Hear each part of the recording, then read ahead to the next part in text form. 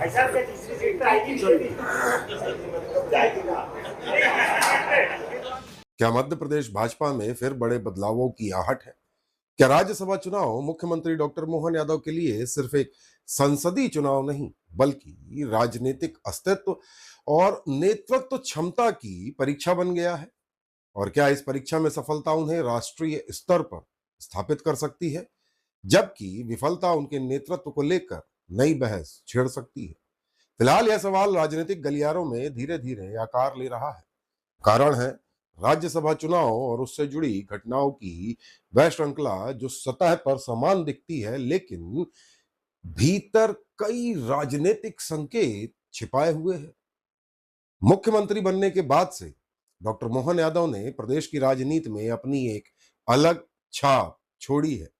निगम मंडलों की नियुक्तियों से लेकर मंत्रियों के विभागों के कामकाज तक लगभग हर बड़े फैसले में मोहन यादव का प्रभाव साफ दिखाई दिया। भाजपा के अंदर यह धारणा मजबूत हुई कि प्रदेश में अब शक्ति का सबसे बड़ा केंद्र मुख्यमंत्री कार्यालय है। कई पुराने शक्ति केंद्रों के समर्थकों को अपेक्षित महत्व नहीं मिला और यह संदेश गया कि मोहन यादव धीरे धीरे अपनी अलग राजनीतिक टीम तैयार कर रहे हैं। ऐसे समय में राज्यसभा उम्मीदवारों की घोषणा ने अचानक कई नए सवाल खड़े कर दिए हैं। भारतीय जनता पार्टी ने राष्ट्रीय महासचिव तरुण चुग और प्रदेश के मंत्री रजनीश अग्रवाल को मध्य प्रदेश से राज्यसभा का भाजपा का उम्मीदवार बनाया। लेकिन सबसे दिलचस्प बात यह रही कि रजनीश अग्रवाल के नाम को लेकर राजनीतिक विश्लेषकों और मीडिया रिपोर्टों में मुख्यमंत्री मोहन यादव या वर्तमान प्रदेश अध्यक्ष हेमंत खंडेलवाल का नाम प्रमुखता से सामने नहीं आया।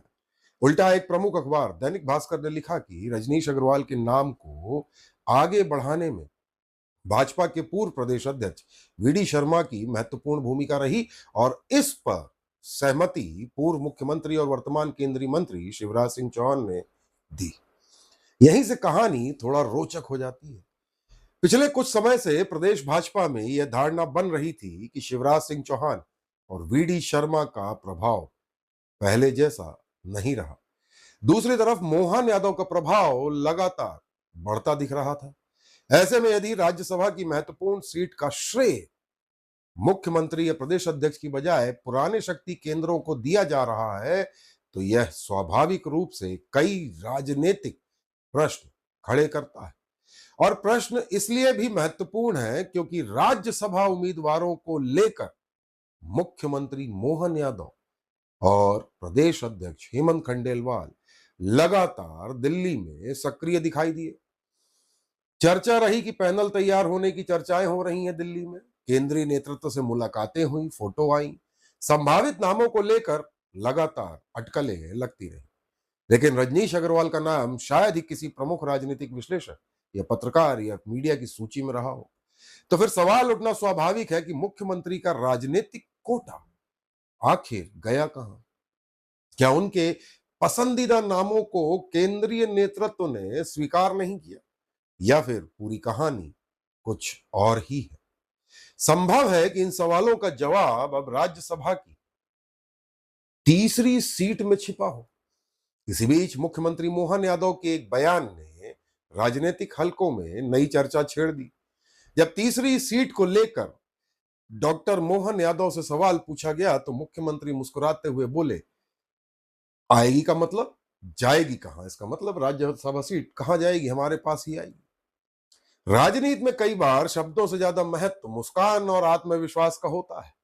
मुख्यमंत्री की यह प्रतिक्रिया संकेत देती है कि भाजपा के भीतर कुछ ऐसा राजनीतिक गणित जरूर देखा जा रहा है जो सार्वजनिक रूप से अभी फिलहाल सामने नहीं आया है। यहीं से मोहन यादव की असली परीक्षा भी शुरू होती दिख रही है।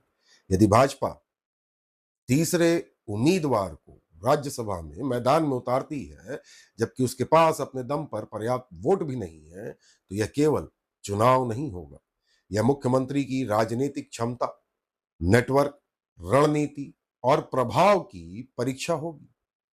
उन्हें विपक्षी खेमे में सेंध लगानी होगी, अतिरिक्त समर्थन जुटाना होगा या ऐसा राजनीतिक प्रबंधन करना होगा जो असंभव दिख रहे गणित को संभव बना दे।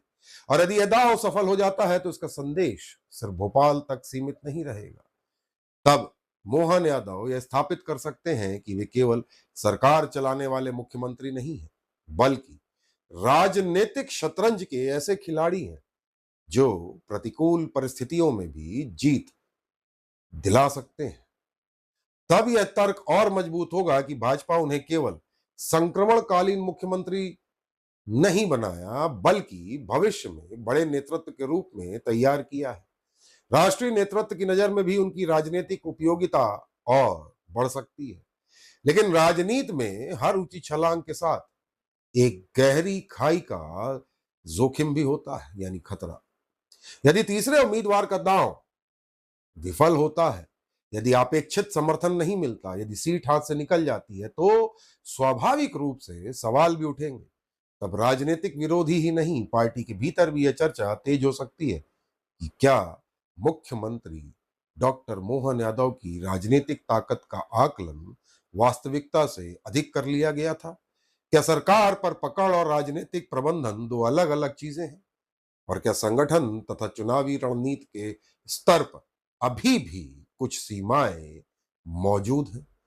इसलिए राज्यसभा का यह चुनाव केवल सांसद चुनने की प्रक्रिया नहीं, यह मोहन यादव के लिए एक राजनीतिक कसौटी भी बनता जा रहा है। इस कसौटी पर यदि मुख्यमंत्री खरे उतरते हैं तो उनका कद प्रदेश की सीमाओं से निकलकर राष्ट्रीय राजनीति तक चर्चा का विषय बन सकता है। लेकिन यदि वे चूकते हैं तो मध्य प्रदेश भाजपा में शक्ति संतुलन, नेतृत्व और भविष्य की दिशा को लेकर नए सिरे से बहस शुरू होने से भी इनकार नहीं किया जा सकता। फिलहाल इतना तय है कि इस चुनाव में दांव केवल एक राज्यसभा सीट पर नहीं लगा है। दांव मोहन यादव की राजनीतिक प्रतिष्ठा, प्रभाव और भविष्य की संभावनाओं पर भी लगा हुआ है। वहीं यह भी जग जाहिर है कि प्रदेश अध्यक्ष हेमंत खंडेलवाल ज्यादातर मामलों में तटस्थ नजर आते हैं। इसलिए इस पूरे समीकरण में यदि किसी की प्रतिष्ठा, राजनीतिक संभावनाएं दांव पर लगेंगी तो वह है मुख्यमंत्री डॉक्टर मोहन यादव, क्योंकि प्रमुख अखबार में प्रकाशित खबर ने वीडी शर्मा और शिवराज समर्थकों में नया जोश भर दिया है, वहीं मोहन गुट के लिए चिंताएं खड़ी कर दी।